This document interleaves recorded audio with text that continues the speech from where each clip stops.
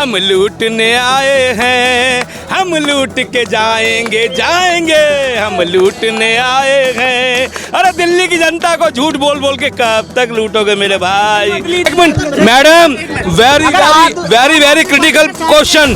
सबसे पहला मिनिस्टर था दिल्ली का कानून मंत्री, जो लॉ मिनिस्टर था। ये क्या लगता है जी, जिस सरकार के चार 3 मंत्री और चौथा राज्यसभा का मेंबर तिहाड़ जेल पहुंच गए, जो कहते थे सत्ता में आने से पहले कि हमें तो भ्रष्टाचार का कीचड़ जो कांग्रेस ने बोया है इसको साफ करना है, और इस भ्रष्टाचार को साफ करने के लिए राजनीति में उतरना पड़ेगा। और वो उतरे। उन्होंने क्या कहा, साहब हम सरकारी गाड़ी नहीं लेंगे, हम सरकारी सिक्योरिटी नहीं लेंगे, और साथ ही साथ ये भी कहा कि हम दिल्ली में भ्रष्टाचार मुक्त कर देंगे। उसी पार्टी के चार, एक राज्यसभा का मेंबर, 3 मिनिस्टर। सबसे पहला मिनिस्टर कौन गया मालूम है किसी को? सत्येंद्र जैन जी कहते नहीं, गलत। फिर आप सही जवाब दीजिए। अगर पॉलिटिकल में भाई साहब चुप रहना सब, नहीं चुप रहना भाई साहब, कोई नहीं बोलेगा भाई साहब। एक minute madam, very very critical question. सबसे पहला मिनिस्टर था दिल्ली का कानून मंत्री, जो लॉ मिनिस्टर था, जितेंद्र तोमर। याद होगा उसका नाम दिल्ली की जनता ने, और उसी के परिवार के लोगों ने बताया कि साहब इनके पास तो फर्जी डिग्री है। गाजियाबाद का उनका रिश्तेदार अखबार में आया, मीडिया में आया, तिहाड़ जेल पहुंच गए। और भी कैमरे में बंगारू लक्ष्मण जी का केस खत्म हो गया, अभी खत्म हो गया। और उसके बाद याद है बंगारू लक्ष्मण जी, उसके बाद दिल्ली का स्वास्थ्य मंत्री कहते थे साहब हम दिल्ली की जनता का जो स्वास्थ्य है उसे ठीक करेंगे, और जितने भी हॉस्पिटल्स हैं जहां पे वो एमएस भेजते हैं, एमएस का मतलब क्या हुआ, मेडिकल सुपरिटेंडेंट, वो अपने अस्पतालों में कभी नहीं मिलते आम आदमी से, चाहे जितना मर्जी वहाँ पे तबाही हो जाए, चाहे दवाइयों की लंबी लाइन लग जाए। और साथ ही साथ सत्येंद्र जैन साहब जी कहाँ गए? हवाला कांड। रुकिए, मैं एक आदमी की हिस्ट्री बताऊंगा, एक आदमी की। और जी, और तो और अरे वो सेंटर में बैठे हुए हैं, उनको पूरे देश का काम देखना है। अरे जो दिल्ली की जनता जो 2.5-3 करोड़ की आबादी है उसको बेवकूफ बनाया गया, और कोरोना काल में दिल्ली में जितनी कोरोना काल में लोग मरे, इतना शायद कहीं और नहीं मरे। ये दिल्ली एक पहला भारत की राजधानी के अंदर इतने लोग डेथ हुए कोरोना में। Very shame of the Kejriwal sahab, you are CM and this. आगे बताना चाहूंगा, सत्येंद्र जैन साहब जी हवाला मामले में अटैच हो गए। किसने अटैच किया? ईडी ने और सीबीआई ने। और अरे भैया आरोप साबित नहीं हुए तो यार उनको जमानत क्यों नहीं दिलवा देते? और जमानत पे कैसे आए? वो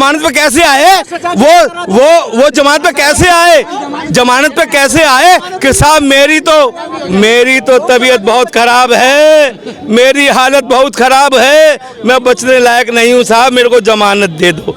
उसके बाद हमारे डिप्टी सीएम साहब, तीसरे मिनिस्टर, उन्होंने कहा साहब अमेरिका के न्यूयॉर्क के इस प्रेस में छपता है कि साहब दिल्ली में बहुत बढ़िया स्कूल बन गए, पंजाब में चुनाव हुए, कहा पंजाब को नशा मुक्त कर देंगे। और पंजाब तो नशा मुक्त हुआ कि नहीं हुआ मुझे नहीं पता, पर दिल्ली को नशा युक्त कर दिया। एक बोतल दारू के साथ एक बोतल दारू फ्री दे दी। और सबसे बड़ी बात, पर मैं जानना चाहता हूँ, क्या एक बिसलेरी पानी की बोतल के साथ मेरे किसी भाई बंधु को एक पानी की बोतल फ्री मिली क्या? नहीं मिली है। और तो और मिली नहीं। और अगर उनकी शिक्षा नीति अच्छी थी तो आज वो आबकारी नीति के मामले में क्यों फेल हो गए? डिप्टी सीएम साहब भी बेचारे चल दिए। और अब तो हमारे वो सीएम साहब जी को अभी इतने अपने सबके पता केजरीवाल जी का ईडी बुला रहा है, सीबीआई में जाते हैं भी अपने पूछताछ में मामले में, तो पहले कहाँ जाते हैं? महात्मा गांधी जी की समाधि पर मत्था टेकने। साहब हमने शराब नीति बनाकर आपका बहुत वो किया, अब ये शराब नीति जो है आपकी हमारे किसी कृपया हमें बचाओ। जाते हैं मत्था टेकने और उसके बाद अभी ईडी ने नोटिस देके बुलाया था, साहब आ जाओ आप, दिवाली हम लोग यहीं मना लेंगे साथ साथ में। तो क्या कहते हैं साहब, नहीं, अभी मैं मध्य प्रदेश का चुनाव जीतने जा रहा हूँ, उसके बाद ईडी के सामने पेश तो हूँ। चुनाव प्रचार तो हर कोई करता है। चुनाव प्रचार हर कोई करता है, सबका अधिकार है, परंतु ईडी जो है वो एक ऐसी संस्था है जो सुप्रीम कोर्ट के डायरेक्शन में काम करती है। सीबीआई जो है घोटाले पे जो अभी तक ईडी अभी तक जो व्यापम घोटाले पे और सीबीआई दोनों मिलके अभी तक व्यापम घोटाले में किसी को दोषी साबित नहीं कर पाई। ईडी इतनी बड़ी इन्वेस्टिगेशन टीम है, इतनी बड़ी इन्वेस्टिगेशन टीम है जो व्यापम घोटाले में आज तक कुछ किसी को झूठा साबित नहीं कर पाई। तो आप उनकी कार्य क्षमता का आंकलन कर सकते हैं। जी बिल्कुल, सुनाइए एक बार। गाना ऐसा है, हम लूटने आए हैं, हम लूट के जाएंगे जाएंगे, हम लूटने आए हैं। अरे दिल्ली की जनता को झूठ बोल बोल के कब तक लूटोगे मेरे भाई। धन्यवाद। देश में हम नहीं वो कहते हैं मोदी देश को लूटने का काम करते हैं, मोदी झूठ बोलते हैं अपने बात से। मैं मीडिया से जानना चाहता हूँ, क्या मोदी जी की फैमिली है? कितने बाल बच्चे हैं मोदी जी के? और मोदी जी उस पैसे का क्या करेंगे?